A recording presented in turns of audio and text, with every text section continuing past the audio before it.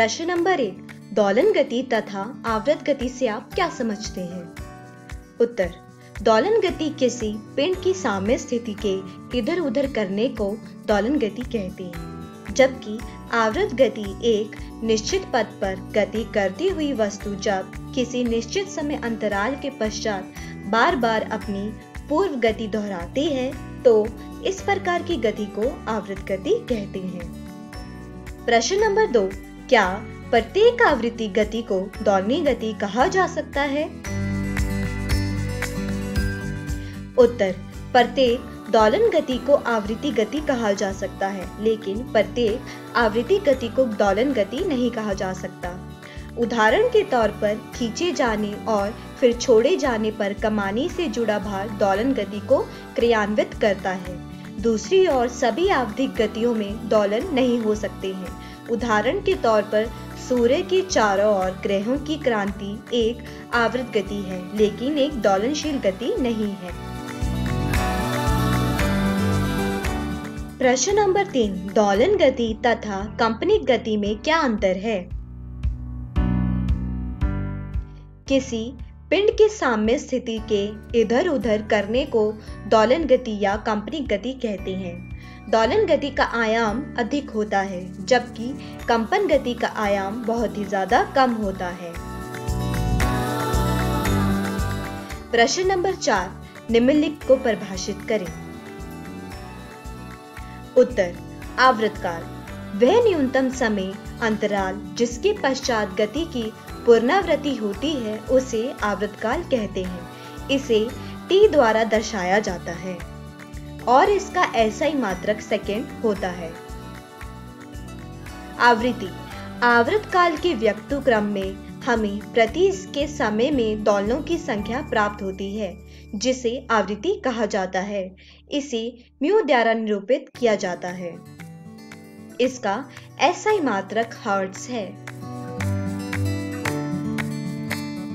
प्रश्न नंबर 5, विस्थापन से आप क्या समझते हैं? व्याख्या करें। उत्तर, किसी भी आवृत्ति फलन को उचित गुणांक वाले विभिन्न आवर्तकाल के ज्ञा एवं कौज्या फलनों के अध्यारोपण द्वारा व्यक्त किया जा सकता है। तो जैसा कि हम जानते हैं कि Ft बराबर है A cos ओमेगा t। यदि इसमें 2 पाई रेडियन की वृद्धि की जाए तो इसका हमें यही परिणाम मिलेगा, जहां पर t आवर्तकाल है जो कि बराबर है 2 पाई भाग ओमेगा के।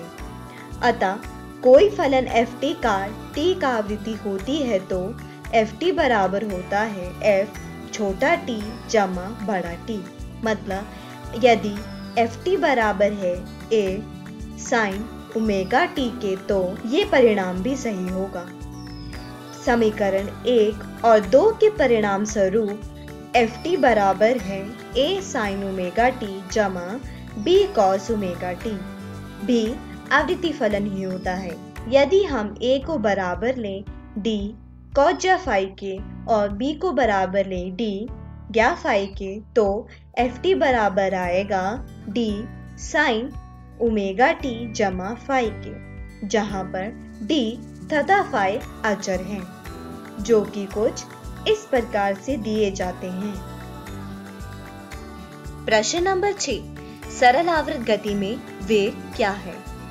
उत्तर, एक सामान्य वर्तुल गति करते हुए किसी कण की चाल इसकी कोणीय चाल गुणा वृत्त की त्रिज्या a के बराबर होती है। मतलब v बराबर है ओमेगा a के। किसी समय t पर वेग v की दिशा वृत्त के उस बिंदु पर स्पर्श सज्जा के अनुदिश होती है जहां कण उस क्षण पर अवस्थित होता है। दोस्तों, ज्यामिति के अनुसार किसी समय t पर प्रक्षेपित कण p' का वेग है vt बराबर ऋणात्मक v sin थीटा, जहां पर थीटा बराबर है ओमेगा t जमा फाई के। तो दोस्तों, इसके अनुसार vt बराबर आएगा ऋणात्मक v sin ओमेगा t जमा फाई। मतलब ऋणात्मक omega A sine omega T जमा फाई। दोस्तों, यहाँ पर ऋणात्मक चिन्ह ये दर्शाता है कि Vt की दिशा x अक्ष की धनात्मक दिशा के विपरीत है।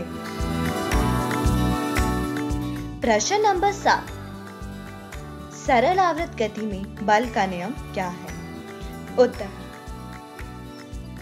जैसा कि हम जानते हैं कि xt बराबर है a cos ज्या ओमेगा टी के, और हम ये भी जानते हैं कि त्वरण बराबर होता है ऋणात्मक a ओमेगा वर्ग 2 cos ज्या ओमेगा टी के।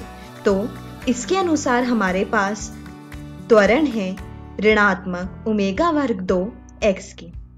दोस्तों, न्यूटन की गति के दूसरे नियम तथा आवर्त गति करते हुए किसी कण के लिए त्वरण के व्यंजक का प्रयोग कुछ इस प्रकार से दिया जाता है, जो कि है Ft बराबर m a के, जहां पर m भार है तथा a त्वरण है। तो दोस्तों, समीकरण 1 तथा 3 के अनुसार हमारे पास k आएगा k बराबर m ओमेगा वर्ग 2, मतलब ओमेगा बराबर है घनमूल k भाग m के। प्रश्न नंबर 8, सरल आवर्त गति में त्वरण क्या है? सरल आवर्त गति में त्वरण किसी भी केंद्राभिमुख त्वरण द्वारा दिया जाता है, मतलब AC बराबर है v वर्ग 2 भाग a के, मतलब AC बराबर है a ओमेगा वर्ग 2 के। दोस्तों, अगर यहाँ पर कला शून्य नहीं है तो त्वरण जो होगा x अक्ष पर वो आएगा ऋणात्मक AC cos ज्या ओमेगा टी जमा फाई, मतलब ऋणात्मक a ओमेगा वर्ग 2 cos ज्या ओमेगा टी जमा फाई। इस समीकरण को पुनर्व्यवस्थित करने के बाद हमारे पास जो आएगा वो होगा ऋणात्मक ओमेगा वर्ग 2 x t। प्रश्न नंबर 9, रेखिक आवृत्ति दोलक तथा अरेखिक आवृत्ति दोलक से आप क्या समझते हैं? उत्तर, यदि बल F x के समानुपाती होता है तो इसे रेखिक आवृत्ति दोलक कहते हैं, जबकि यदि बल F x के समानुपाती नहीं होता है तो इसे हम अरेखिक दोलक कहते हैं। प्रश्न नंबर 10, सरल आवर्त गति में ऊर्जा से आप क्या समझते हैं? उत्तर, जैसा कि हम जानते हैं कि गतिज ऊर्जा बराबर होती है 1/2 mv वर्ग 2 के, और हम ये भी जानते हैं कि वेग बराबर होता है omega a sine omega T जमा फाई। तो इसके अनुसार गतिज ऊर्जा आ जाएगी 1/2 m ओमेगा वर्ग 2 a वर्ग 2 ज्या वर्ग 2 ओमेगा टी जमा फाई, मतलब k बराबर है 1/2 k a वर्ग 2 ज्या वर्ग 2 ओमेगा टी जमा फाई। कमानी बल F बराबर होता है ऋणात्मक kx के, जो कि संरक्षी बल है। तो इसके अनुसार स्थितिज ऊर्जा हमारे पास आएगी U बराबर 1/2 k x वर्ग 2। जैसा कि हम जानते हैं कि x बराबर होता है a cos ज्या ओमेगा t जमा फाई। तो इस समीकरण के अनुसार हमारे पास स्थितिज ऊर्जा है U बराबर 1/2 k a वर्ग 2 cos ज्या वर्ग 2 ओमेगा t जमा फाई। जैसा कि हम जानते हैं कि कुल ऊर्जा बराबर होती है स्थितिज ऊर्जा जमा गतिज ऊर्जा के। तो इसके अनुसार हमारे पास कुछ इस प्रकार का समीकरण आता है, जिसका मतलब है E बराबर है 1/2 k a वर्ग 2 के। धन्यवाद।